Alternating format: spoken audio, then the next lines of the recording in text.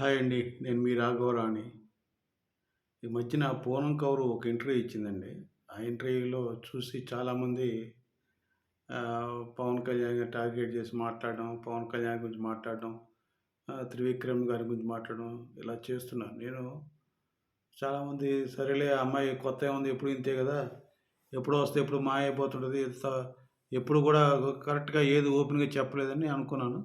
కానీ కొంతమంది జన సైనికులు అడిగారు నన్ను. చేయండి సార్ వీడియో అంటే చేస్తున్నాను. ఈ యొక్క పూనం కౌరు మనిషి ఆవిడ ఉద్దేశ్యం ఏంటో, ఆమె యొక్క ఆలోచన ఏంటో, ఆవిడేంటో ఆవిడకైనా అర్థమవుతుందో లేదో తెలీదు గానీ నాకు ప్రజలకు మాత్రం బాగా అర్థమైంది. ఏంటంటే తను ఎదుటి వాళ్ళనితో ఆడుకుంటుందండి. ఇప్పుడు మాట్లాడుతుంది. పోసాని కృష్ణమురళి ప్రెస్ మీట్ పెట్టిన తర్వాత అది విని మా అమ్మగారికి గుండెపోటొచ్చింది. నేనప్పుడు పెళ్లి చేసుకుంటున్నాను. నా పెళ్లి కూడా ఆగిపోయిందని బాధపడిందట. అప్పుడు ఏం చేయాలండి? గాయమై తల్లి హార్ట్ అటాక్ వచ్చి ఇబ్బంది పడుతుంది. ఏం చేయాలి మనం? వెంటనే మనం ప్రెస్ మీట్ పెట్టి, "రేయ్ పోసాని ఏంట్రా ఏం మాట్లాడుతున్నావురా? నా పర్సనల్ విషయాలు నీకెందుకురా? నీకెవడు చెప్పాడురా ఏం మాట్లాడుతున్నారు దుర్మార్గ దుష్టుడు" అని అనాలి కదా! అనలేదు. పోనీ పోలీస్ స్టేషన్‌కి కంప్లెయింట్ చేయాలిగా. ఆడు పోసాని ఇట్లా మాట్లాడండి అన్నీ తప్పులని చెప్పాలిగా. అది చేయలేదు. పోనీ కోర్ట్‌కెళ్ళొచ్చుగా. కోర్ట్‌కెళ్ళలేదు. పోనీ పలానా నాకు హీరో వలన, పలానా డైరెక్టర్ వలన, నాకే పలానా నటుల వలన ఇబ్బందిగుంది. పలానా సినిమా సంబంధించిన వ్యక్తులతో నాకు ఇబ్బందిగుందని మా అసోసియేషన్‌కెళ్ళి చెప్పాలి కదా! ఎవ్వరికీ కంప్లెయింట్ చేయకుండా, ఎవ్వరికీ చెప్పకుండా ఆ!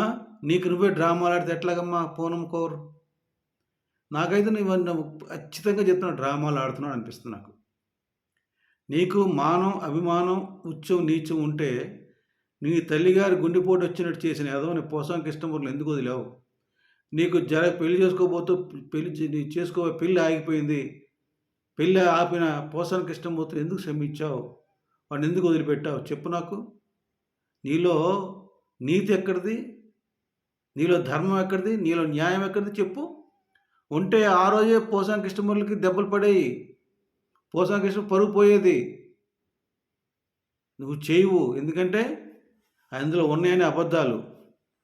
ఏం చెప్తున్నావు? కడప నుంచి వచ్చారు, నన్ను బెదిరించారు, డబ్బులు ఇస్తన్నారు, పదవులు ఇస్తన్నారు. అది నేను చేయనంటే నువ్వు నువ్వు నువ్వు వీడియోలు పెడతామని అనగానే భయపడిపోయాను. భయపడిపోయి నోరు మూసి కూర్చున్నావా? మరి ఇప్పుడు వాళ్ళేమైనా సుద్దపూసలా? వాళ్ళేమైనా వైసీపీ వాళ్ళు? ఇప్పుడు ఇప్పుడు మనసు విప్పి చెప్పావు. కడప నుంచి వచ్చానని చెప్పావు. రేపొద్దున వాళ్ళ సుద్దపూసలు కాదు. రేపొద్దున నీ న్యూడ్ వీడియోలు బయటపడి ఏం చేస్తావు? ఇప్పుడు చేసేది అప్పుడే చేయొచ్చుగా. ఇప్పుడు వాళ్ళేమైనా సుద్దపూసలు వాళ్ళేమన్నా ఉట్టి వేస్ట్ ఫెలోస్. వాళ్ళకి నీలాగే వాళ్ళకి కూడా నీతి, న్యాయం, ధర్మం లేదు. వాళ్ళు ఏమైనా చేస్తారు. వాళ్ళు చేరిన ఎట్లా అనుకుంటున్నావు? ఇప్పుడు నీ న్యూడ్ వీడియోలు బయటకు ఏం చేస్తావు నువ్వు? ఇప్పుడు ఎవరి మీద నిందేస్తావు? అంటే నీ యొక్క మనుగడకి, నీ యొక్క బతుకుతున్న జీవితానికి అందరిని వాడుకుంటున్నామాట. అందరిని వాడుకుంటున్నాను నేను అనుకుంటున్నాను.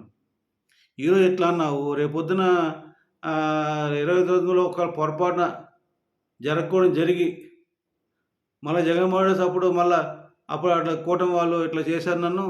వాళ్ళు బెదిరించారు. అందుకే అట్లా మాట్లాడిన అప్పుడు చెప్తావా? ఛీ! నీతి ధర్మం ఉండాలి. నువ్వు ఒక ఆడదానివి. ఆడదానిగా మసలుకోవాలి.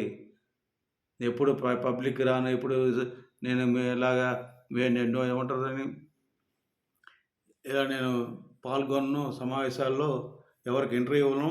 నీకెప్పుడో 2 ఇయర్స్ బ్యాక్ ఇచ్చానని చెప్పి ఇటువంటి మాటలు మాట్లాడతావా?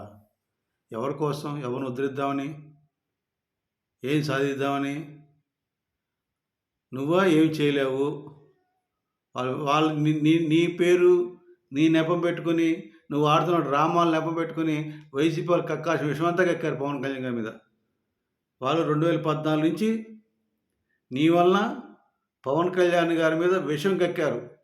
అది మామూలు విషం కాదది. ఆయన్ని మానసికంగా ఇబ్బంది పెట్టాలని చూశారు. ఆయన కారణజన్ముడు కనుక మనోనిబ్బరం చేత అన్నిటినీ భరించి, సహించి, ఓర్పుతో, వినమ్రతతో ఆంధ్రప్రదేశ్ ప్రజల కోసం, ఆంధ్రప్రదేశ్ ప్రజలు బాగుండాలని వాళ్ళకు తపన పడి నీలాంటి వాళ్ళందరినీ దిగమింగి ఈ రోజున మౌనంగా ఉన్నారు. ఆయన మౌనాన్ని అడ్డగోలుగా ఉపయోగించుకోవాలని చూస్తున్నారు. నువ్వు కానీ, మీ వైసీపీ కానీ. మీకు అందరికీ దగ్గరలో ఉన్నాయి పోయే రోజులు. ఖచ్చితంగా పోతారు. అంటే ఆఫ్‌కోర్స్ ఎవడో శాశ్వతం కాదనుకోండి. కానీ మంచి చేయనప్పుడు, చెడు చేసినప్పుడు భగవంతుడు క్షమించడు. అదే నా ఉద్దేశం.